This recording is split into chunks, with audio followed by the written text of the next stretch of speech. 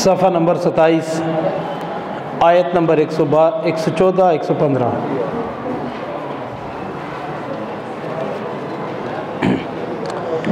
اعوذ باللہ من الشیطان الرجیم، بسم اللہ الرحمن الرحیم۔ ومن اظلم ممن منع مساجد اللہ ان یذکر فیہا اسمہ وسعی فی خرابہا۔ ومن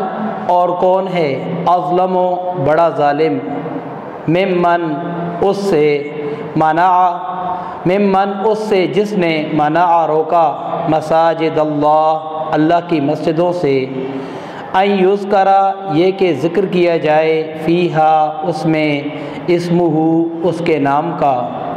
وسعی اور کوشش کی، فی خرابہا ان کو ویران کرنے کی۔ اولئک یہی لوگ ہیں، ما کانا نہیں ہے مناسب، لہم ان کے لیے، ان یدخلوہا یہ کہ اس میں داخل ہوں، الا خائفین مگر ڈرتے ہوئے، لہم ان کے لیے، فی الدنیا دنیا میں، خزی رسوائی ہے، ولہم اور ان کے لیے، فی الآخرۃ آخرت میں، عذاب عظیم بہت بڑا عذاب ہے۔ وللہ اور اللہ ہی کے لیے ہے، المشرق مشرق بھی، والمغرب اور مغرب بھی، فأینما پس جس طرف بھی، تولو تم منہ پھیرو، فثم پس اسی طرف، وجہ اللہ اللہ کی ذات ہے، ان اللہ بے شک اللہ، واسع وسعت والا، علیم جاننے والا ہے۔ عزیز طلبہ، اس آیت کریمہ کے اندر اللہ تبارک و تعالیٰ نے اس چیز کو بیان کیا ہے کہ جو لوگ اللہ کی مسجدوں سے روکتے ہیں، اس بات سے روکتے ہیں کہ اللہ تبارک و تعالیٰ کا ذکر ان میں کیا جائے، اللہ تبارک و تعالیٰ کی عبادت کی جائے، اس حوالے سے اللہ تبارک و تعالیٰ نے فرمایا کہ اس سے بڑا ظالم اور کون ہو سکتا ہے۔ اس کی شان نزول کے اندر ایک حدیث میں آتا ہے، ایک روایت میں آتا ہے کہ اس سے مراد نصارہ ہیں، جنہوں نے بیت المقدس کے اندر یہودیوں کو نماز پڑھنے سے روکا تھا اور مسجد کے اندر گندگی اور پلیتی پھینکتے تھے تاکہ وہ وہاں نماز نہ پڑھ سکیں۔ اور بعض روایات کے اندر آتا ہے کہ اس سے مراد قریش ہیں کہ جنہوں نے نبی کریم صلی اللہ علیہ وآلہ وسلم کو بیت اللہ کے اندر نماز پڑھنے سے روک دیا تھا۔ اور کچھ مفسرین نے یہ بھی لکھا ہے کہ اس سے مراد صلح حدیبیہ کے موقع پر جب نبی کریم صلی اللہ علیہ وآلہ وسلم صحابہ کرام کے ساتھ حج کے لیے گئے تھے تو وہاں عبادت کرنے سے روک دیا گیا تھا۔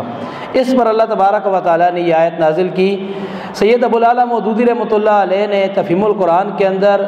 یہ جو قریش والا جو روایتیں ہیں ان کو اختیار کیا ہے کہ اس سے مراد قریش ہیں، نبی کریم صلی اللہ علیہ وآلہ وسلم کو بیت اللہ میں نماز پڑھنے سے بھی روکا اور صلح حدیبیہ کے موقع پر حج کرنے سے بھی اور عبادت کرنے سے بھی روکا، تو اس وجہ سے اللہ تبارک و تعالیٰ نے اس آیت کریمہ کو نازل کیا۔ تو اللہ تعالیٰ کہتے ہیں کہ اس شخص سے بڑا ظالم کون ہے کہ جو مسجدوں میں اللہ کی عبادت کرنے سے، اللہ کا ذکر کرنے سے روکتا ہے۔ یعنی اللہ تبارک و تعالیٰ نے یہ مسجدیں اس لیے بنائی ہیں کہ وہاں پر اللہ کا ذکر کیا جائے، اللہ کو یاد کیا جائے، اللہ کی عبادت کی جائے۔ اور یہاں لفظ آیا ہے فی خرابہا،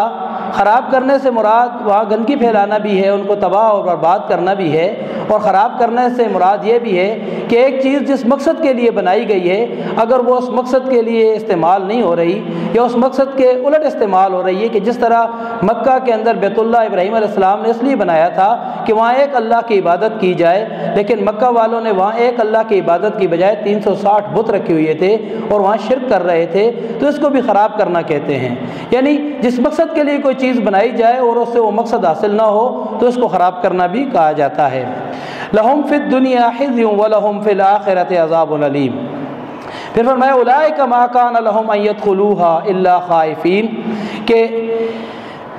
اولئک یہی لوگ ہیں، ما کانا نہیں ہے مناسب، لہم ان کے لیے، ان یدخلوہا یہ کہ اس میں داخل ہوں، الا خائفین مگر ڈرتے ہوئے۔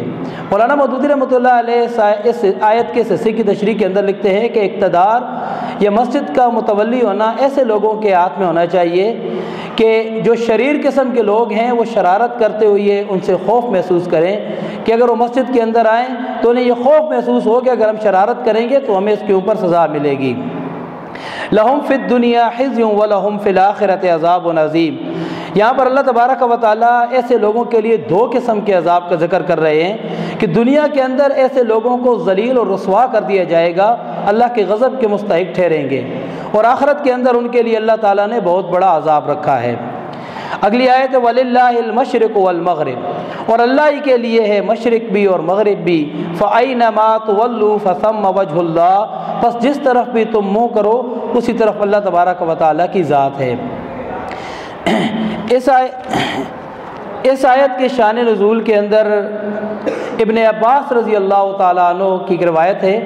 کہ نبی کریم صلی اللہ علیہ وآلہ وسلم جب مدینہ سے ہجرت کر کے مکہ سے ہجرت کر کے مدینہ تشریف لائے تو ابتداءً 10 مہینے سے زیادہ نبی کریم صلی اللہ علیہ وسلم بیت المقدس کی طرف منہ کر کے نماز پڑھتے رہے۔ خود نبی صلی اللہ علیہ وآلہ وسلم کی خواہش اور چاہت بھی یہ تھی کہ کعبۃ اللہ کی طرف، بیت اللہ کی طرف منہ کر کے نماز پڑھنے کا حکم دیا جائے، اور ابراہیم علیہ السلام کی سنت بھی یہ تھی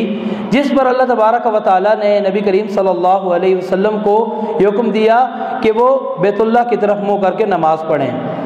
تو جب نبی صلی اللہ علیہ وسلم نے قبلہ تبدیل کیا اور تحویل قبلہ کا حکم آیا تو یہود کے اندر چمگوئیاں شروع ہو گئیں، طرح طرح کے سوال اٹھانا شروع ہو گئے، تشویش میں پڑ گئے۔ اس پر اللہ تبارک و تعالیٰ نے یہ آیت نازل کی کہ مشرق اور مغرب ہر طرف اللہ تعالیٰ کی ذات موجود ہے، جس طرف بھی آپ منہ کر کے نماز پڑھیں تو آپ پڑھ سکتے ہیں۔